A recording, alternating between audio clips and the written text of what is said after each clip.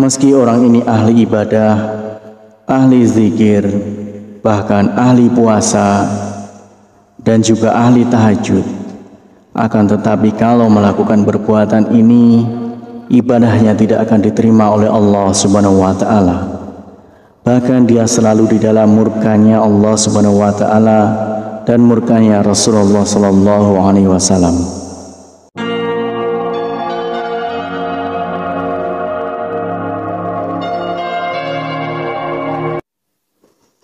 Bismillahirrahmanirrahim. Assalamualaikum warahmatullahi wabarakatuh. Syukur alhamdulillah kita bisa berjumpa lagi di channel ini. Salawat dan salam semoga selalu tercurahkan kepada junjungan kita Nabi besar Muhammad sallallahu alaihi wasallam. Allahumma salli ala sayyidina Muhammad wa ala ali sayyidina Muhammad. Saudaraku seiman yang dirahmati Allah, banyak maksiat yang dilakukan oleh manusia, namun tidak disadari perbuatan itu dapat meruntuhkan semua ibadah dan dapat tertolak semua ibadahnya kepada Allah Subhanahu wa Ta'ala. Meski orang ini ahli ibadah, ahli zikir, bahkan ahli puasa, dan juga ahli tahajud, akan tetapi kalau melakukan perbuatan ini, ibadahnya tidak akan diterima oleh Allah Subhanahu wa Ta'ala. Bahkan dia selalu di dalam murkanya Allah Subhanahu wa Ta'ala dan murkanya Rasulullah Sallallahu Alaihi Wasallam. Dulu ada seorang lelaki bernama Alqamah, seorang yang rajin dalam masalah ibadah, sholat, puasa, dan sedekah. Namun suatu waktu jatuh sakit yang teramat parah, tepatnya dalam keadaan sakaratul maut. Namun entah kenapa Alqamah yang taat itu kesulitan untuk melafalkan kalimat la ilaha illallah. Sang istri meminta tolong kepada seseorang untuk menemui Rasulullah untuk menyampaikan pesan tentang keadaan suaminya pada Rasulullah Sallallahu Alaihi Wasallam. Nabi pun mengutus Bilal Ali Salman dan Ammar radhiyallahu an untuk datang ke rumah. Di sana mereka menyaksikan betapa Alqamah dalam keadaan yang memprihatinkan.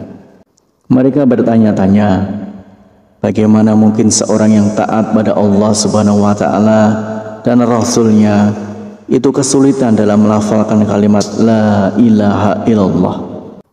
Lidah Alqamah seperti terkunci ketika akan melafalkan kalimat itu. Merasa khawatir, mereka kini mengutus Bilal untuk menyampaikan apa yang mereka saksikan kepada Rasulullah Sallallahu Alaihi Wasallam.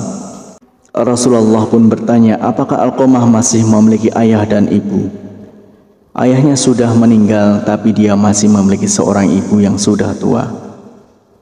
Rasulullah Sallallahu Alaihi Wasallam meminta Bilal, coba temuilah ibu Alqamah, aku titip salam untuknya. Jika dia masih mampu berjalan, dia bisa menghadapku. Jika tidak bisa, maka aku yang akan ke sana. Sebagaimana yang dikatakan Rasulullah Sallallahu Alaihi Wasallam.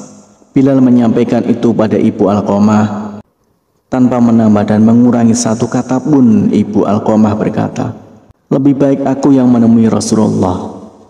Meski sedikit bertahti-tahti dengan tongkat sebagai penyangga, ibu Alqamah menemui Rasulullah. Dia mengeluhkan salam dan langsung disambut Rasulullah Sallallahu Alaihi Wasallam.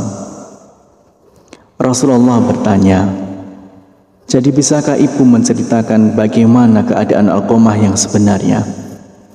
Kenapa dia nampak kesulitan melafalkan kalimat la ilaha illallah? Padahal setahu saya dia seorang hamba yang rajin dan taat. Ibu Alqamah menjawab, karena Alqamah sudah menyakitiku. Dia lebih mengutamakan istri daripada ibunya.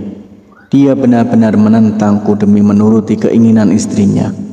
Rasulullah pun mengangguk-anggukkan kepala, tanda mengerti bahwa yang mengunci lidah Alqamah hingga tidak bisa melafalkan kalimat la ilaha illallah adalah karena murka dari ibunya sendiri.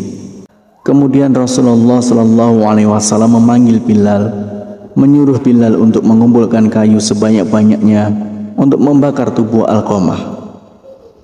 Ya Rasulullah, Kenapa engkau mau membakar putraku di depan mataku? Bagaimana perasaanku nanti? Tanya ibu Alqamah sedih. Ya, bagaimanapun seorang ibu, mana bisa melihat putranya dibakar di depan mataku sendiri.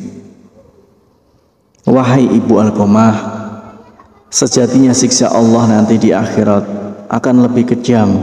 Segala amal yang dilakukan selama ini tidak dapat diterima oleh Allah karena terhalang akan siksamu. Kebajikan yang dilakukan jadi tidak berguna dan tidak bisa membantu selamat dari api neraka. Rasulullah SAW menjelaskan, jika engkau ingin putramu selamat dari api neraka, kau harus merelakan apa yang telah aku lakukan. Baiklah ya Rasulullah, aku akan memaafkannya. Aku sungguh tak sanggup mengetahui jika anakku akan masuk neraka karena diriku. Rasulullah memerintahkan Bilal untuk mengecek keadaan Alqamah, memastikan apakah Alqamah sudah bisa melambatkan kalimat La ilaha illallah atau belum. Karena jika sang ibu mengatakan semua itu hanya karena malu bukan dari hati, maka apapun bisa terjadi.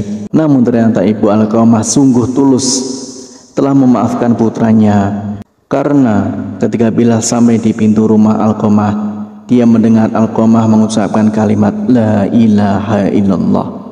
Bilal lalu masuk dan memberitahu apa yang sebenarnya terjadi pada Alqamah.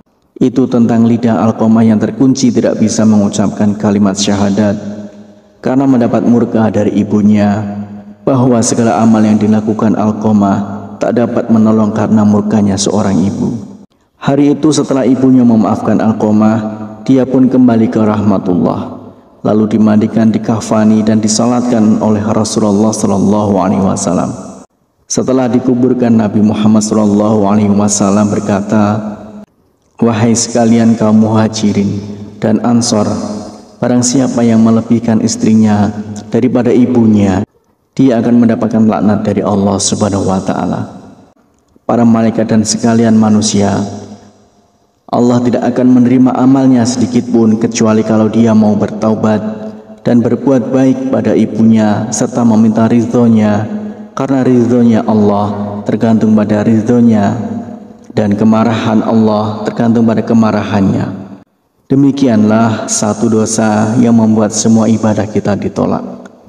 Harapan dan doa saya untuk saudaraku semua, semoga saudaraku semua diberikan kesehatan oleh Allah, dimudahkan segala urusan, dilapangkan rezekinya, dan diampuni segala dosanya. Amin ya rabbal alamin. Wassalamualaikum warahmatullahi wabarakatuh.